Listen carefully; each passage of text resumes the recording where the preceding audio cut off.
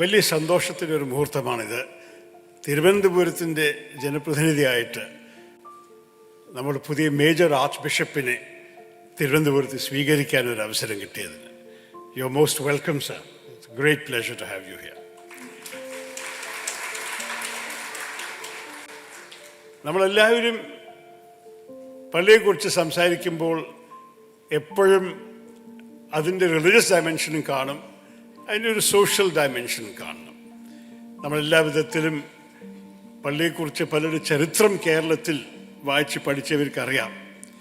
പല കോൺട്രിബ്യൂഷൻസ് ദൈവരാജ്യത്തിലല്ല നമ്മളുടെ ഈ സാമൂഹ്യത്തിനകത്ത് കൊണ്ടുവരാൻ സാധിച്ചിട്ടുണ്ട്. പിതാക്കന്മാരുടെ ജോലി ജനങ്ങളെ ദൈവത്തിനടുത്ത് അടുപ്പിക്കുക എന്നാണ്, ദൈവത്തിൻ്റെ സന്ദേശം അവർക്ക് കൊടുക്കുക. പക്ഷെ അതിൻ്റെ ഒപ്പം കേരളത്തിൽ ക്രിസ്ത്യൻ പള്ളികൾ ചെയ്ത ജനസേവനം നമ്മളെല്ലാവർക്കും അറിയാനും പഠിക്കാനും അനുഭവിക്കാനുള്ള ഭാഗ്യമുണ്ടായിട്ടുണ്ട്. കേരള നവോത്ഥാനത്തെക്കുറിച്ച് ചിലവർ സംസാരിച്ചു. ഒരു സംശയവുമില്ല, ആദ്യം പള്ളിയോടൊപ്പം പള്ളിക്കൂടെന്ന് പറഞ്ഞത് പള്ളിക്കാരനെ ആയിരുന്നതാണ്. സെയിൻറ്റ്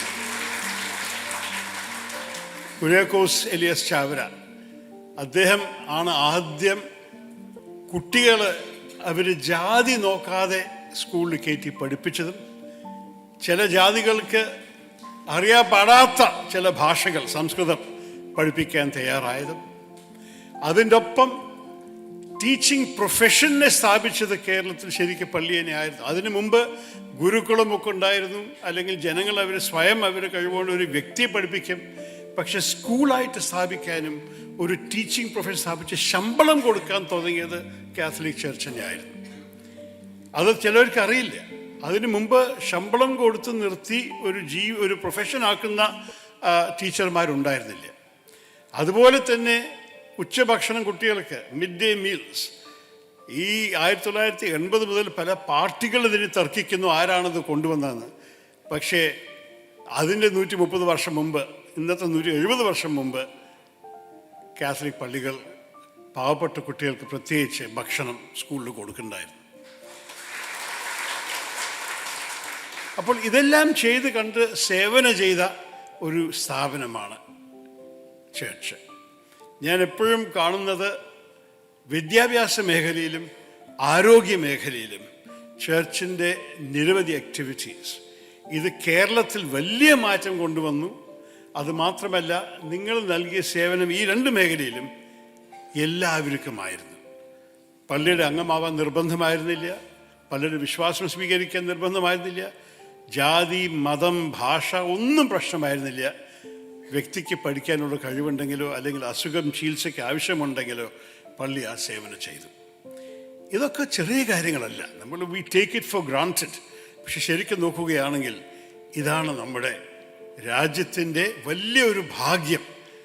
കേരളത്തിൽ പ്രത്യേകിച്ച് ഇത്ര വലിയ റോൾ നമ്മളുടെ church, all the churches in Kerala have played a role that cannot be matched by anyone else. അതിനെ നമ്മൾ അംഗീകരിക്കണം, നമ്മൾ റെക്കഗ്നൈസ് ചെയ്യണം. ഞാൻ ഒരു ഹിന്ദുവാണ്, അത് നിങ്ങൾക്കറിയുന്ന സംശയവുമില്ല.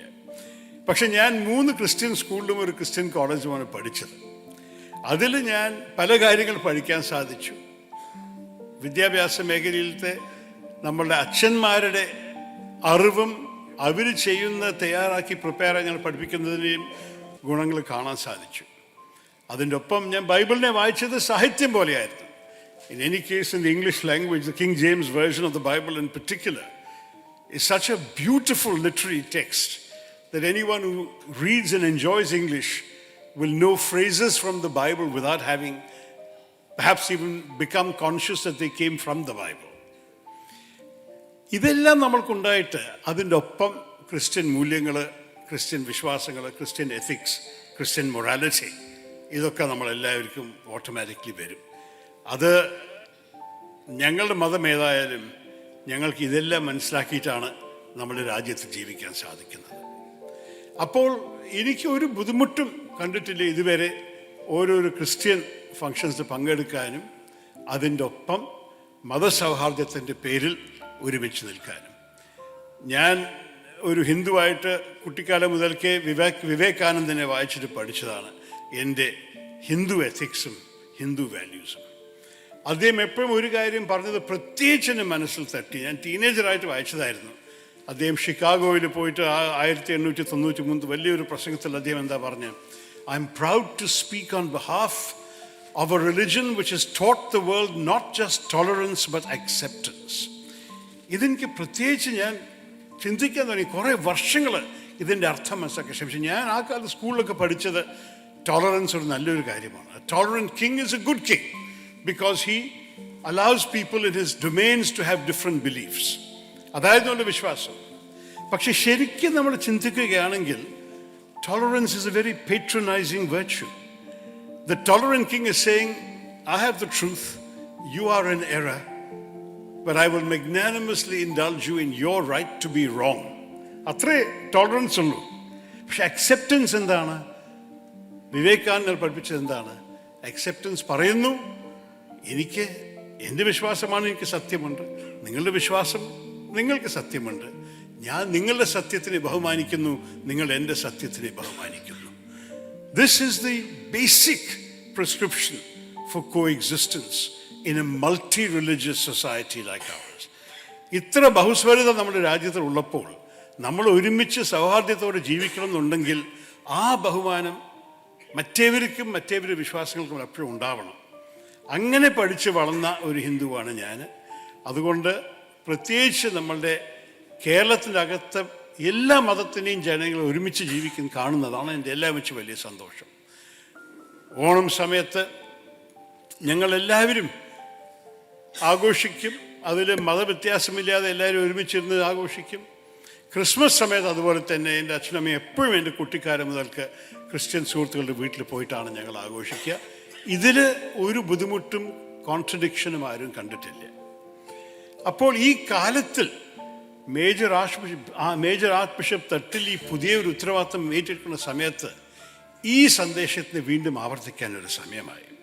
നമ്മളെല്ലാവർക്കും അറിയാം, ഭാരതം ലോകത്തിലും മതത്തിൻ്റെ ഇടയിലുള്ള സംഘർഷങ്ങളും ബുദ്ധിമുട്ടുകളും കൂടിക്കൂടി വരുന്നു. ഇപ്പം നടക്കുന്ന ഗാസ യുദ്ധത്തിലും മതത്തിൻ്റെ സംസാരവും രണ്ട് മതങ്ങളുടെ ഇടയിലുള്ള ടെൻഷൻ കൂടാൻ തുടങ്ങിക്കഴിഞ്ഞു. ഭാരതത്തിൽ നമ്മളെല്ലാവർക്കും അറിയാം മണിപ്പൂരിൽ എന്താ സംഭവിച്ചത്. ഞാൻ തന്നെ ക്രിസ്മസ് ആഘോഷിച്ചത് 19 മണിപ്പൂരി വിദ്യാർത്ഥികളൊപ്പമായിരുന്നു. അവർക്ക് അവരെ സ്വന്തം നാട്ടിലും വീട്ടിൽ പോയി അവർ ക്രിസ്മസ് ആഘോഷിക്കാനുള്ള സാധ്യത ഉണ്ടായിരുന്നില്ല. കാരണം അതാണ് അവരുടെ സംസ്ഥാനത്തിൻ്റെ സ്ഥിതി. ഇപ്പോൾ അങ്ങനെ ഒരു വയലൻസാണ് സംഭവിക്കുന്നത്. ആ സ്ഥിതിയിൽ കേരളത്തിൻ്റെ വലിയ ഹൃദയവും വലിയ മനസ്സോടും ഈ മണിപ്പൂരി കുട്ടികളെ ഈ നാടിൽ സ്വീകരിച്ചിട്ട് അവരെ ക്രിസ്മസ് സമയത്ത് സ്നേഹമില്ലാതെ ഇരിക്കാൻ ഒരു സ്ഥിതിയിൽ വിട്ടുകൊടുക്കണ്ടെന്ന് വിചാരിച്ചിട്ട് അവർ വന്നിട്ടുണ്ടായിരുന്നു. അങ്ങനെ ഞങ്ങൾ പലവരും അവരെ കാണാൻ സാധിച്ചു. ഇങ്ങനെയാണ് നമുക്ക് ജീവിക്കേണ്ടത്.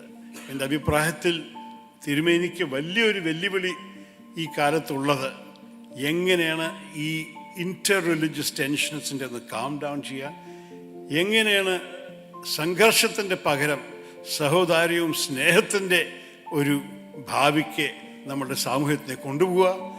കേരളം മാത്രമല്ല, ഭാരതം മുഴുവൻ. അദ്ദേഹം ഐ തിങ്ക് ഇന്ത്യയുടെ എല്ലാം വെച്ച് വലിയ ഡയസീസായിരുന്നു അദ്ദേഹം നയിച്ചത്.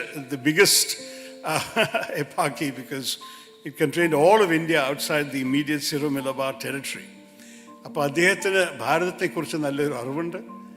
ഈ രാജ്യത്തിൽ സമാധാനത്തിന് വേണ്ടിയിട്ടും എല്ലാ വിധത്തിലത്തെ ഒരു സോളിഡാരിറ്റിയും സൗഹാർദ്ദത്തിന് വേണ്ടിയിട്ട് അദ്ദേഹം പ്രവർത്തിക്കട്ടെ എന്നും ആശംസിച്ചിട്ട് ഞങ്ങൾ വേദിയിരിക്കുന്ന എല്ലാ രാഷ്ട്രീയക്കാരുടെയും സഹകരണം എപ്പോഴും ഉണ്ടാവുമെന്നും കൂടി പ്രഖ്യാപിച്ചിട്ട് എൻ്റെ സഹകരണം എന്തായാലും ഉറപ്പുമായിട്ടുണ്ടാവും.